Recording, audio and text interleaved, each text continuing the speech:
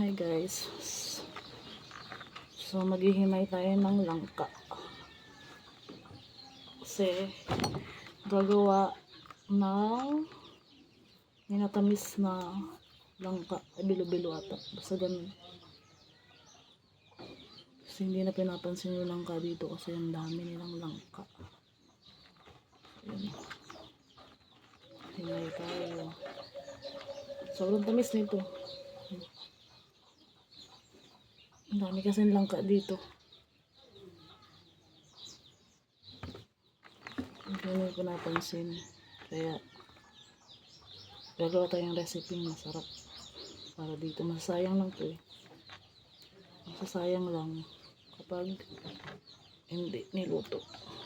Hindi kasi pinapansin eh. Sobrang dami.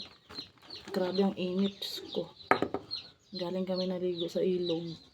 Tagaktak pa rin yung pawis ko. Grabe. Oh, init.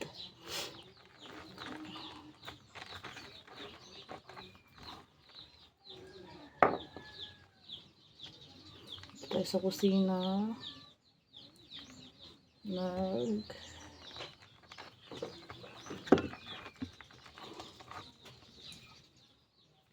Tamis na ito, promise.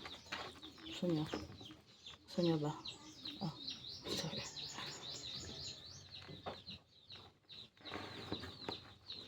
So, wala tayong paglilibangan dito ngayon kasi wala naman signal dito. Mamaya, pagtapos ko gawin ito, tambay ulit ako dun sa may labas ng tindahan kasi doon lang yung abot yung piso net. Grabe ang init oh. Grabe. Ay, susunod oh. Ligo lang. Init naman.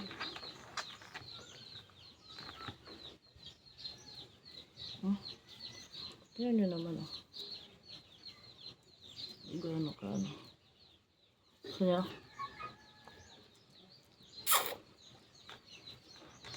Okay.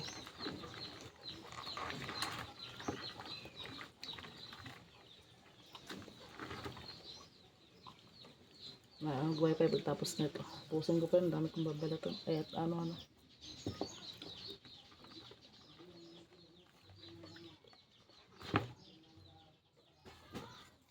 Sawa ka dito sa langka. Mananawa ka.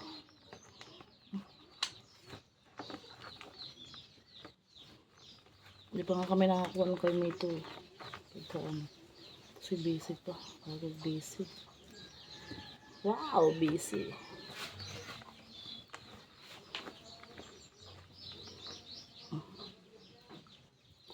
Hop.